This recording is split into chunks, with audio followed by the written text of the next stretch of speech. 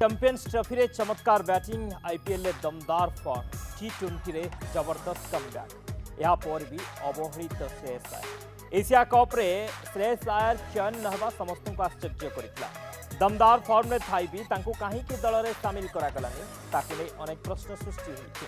को जाउछि बीसीसीआई श्रेयस आयर को अवहेला करछि फॉर्म में थाई जड़े खेलाड़ी को ड्रप करने बीसीसीआई को प्रश्न घेर छिड़ा कर कारण एशिया कप पर भारतीय टीम में सबुठार अधिक दाबीदार थे खेलाड़ी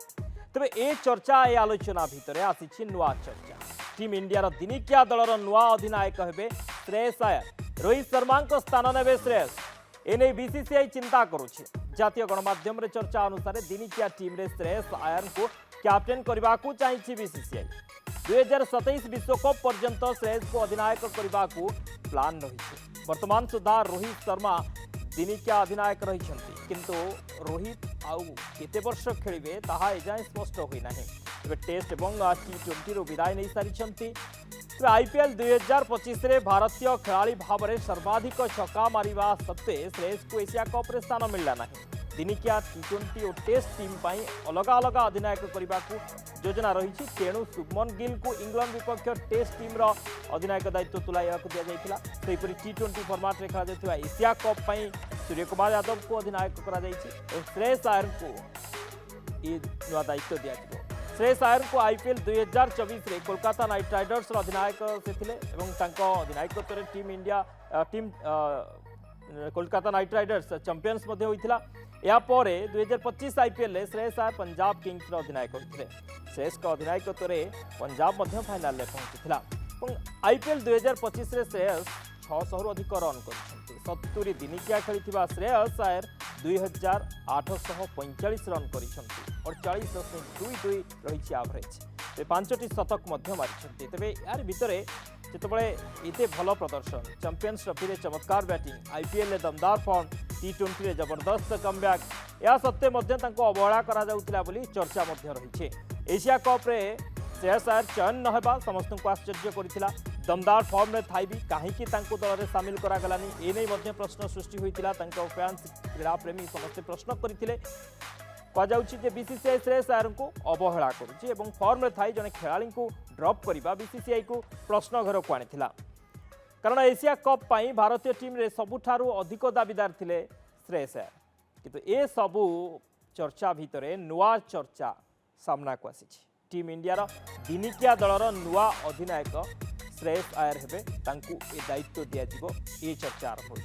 रोहित शर्मा स्थान ने बीसीसीआई एने चिंता करुच्ची जातीय गणमाध्यम रे ये चर्चा अनुसार दिनिकिया टीम रे श्रेयस आयर को कैप्टेन करने को बीसीसीआई चाहिए 2027 विश्वकप पर्यंत श्रेयस को अधिनायक करने को बीसीसीआई प्लान रही वर्तमान सुधा रोहित शर्मा दिनिकिया अधिनायक रही किंतु रोहित आउ केते वर्ष खेलिबे ताहा जाय स्पष्ट होई नाही टेस्ट एवं टी20 से विदाय नहीं सारी तेरे श्रेयस को ना सामना को आसूची बीसीसीआई चाहूँगी श्रेयस को टीम इंडिया अधिनायक बा दायित्व देवा को बीसीसीआई चाहूँगी ए संपर्क में अधिक आलोचना करवा आम सहित फोन लाइन में जोड़ी होती सत्यरंजन शतपथी क्रीड़ा समीक्षक श्री शतपथी आपन को स्वागत करुच्ची नंदीघोष टीवी की टी20 रे जबरदस्त कमबैक थिला आईपीएल रे दमदार थिला परफॉर्मेंस एवं चैंपियंस ट्रॉफी रे मध्य चमत्कार बैटिंग थिला ता सत्ते मध्य श्रेयस आयर अवहेलित होइथिले बोली आलोचना हेउथिला तांको एशिया कप रे स्थान मिलला नाही किंतु एबे जो नुआ चर्चा जे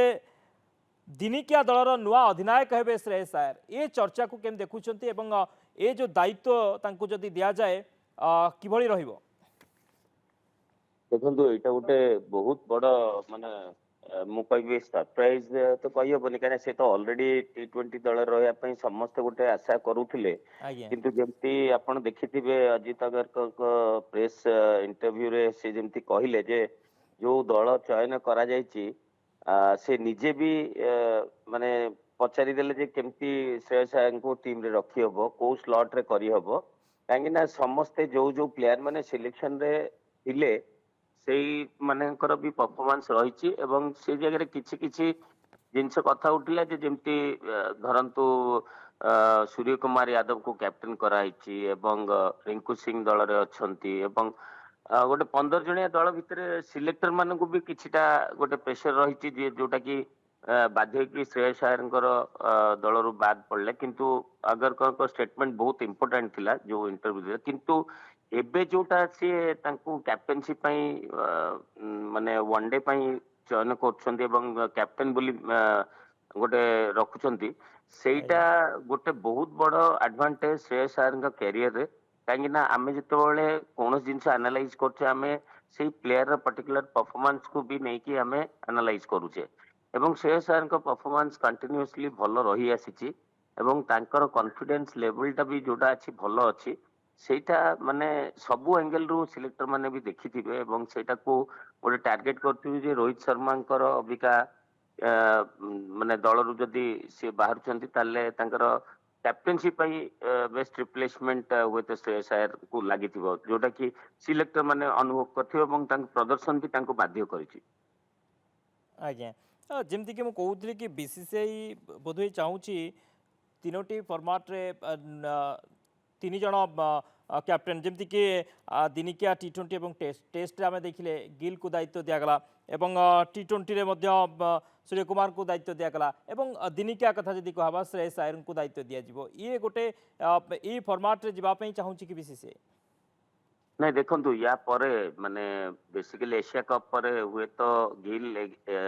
पुणी थरे बैक करि परंती, जोटा कि टेस्ट एवं टी20 रे गिल हुए तो कैप्टेंसी कंटिन्यू करि परंते एवं वनडे इंटरनेशनल रे जेंति 50 ओवर्स रे सेटा को हुए तो श्रेयस आयर कंटिन्यू करि परंती। एटा सिलेक्टर मानकर गोटे फ्यूचरिस्टिक ये नहीं कि चली छंती एवं मते लागुची कोठना कोठी गिल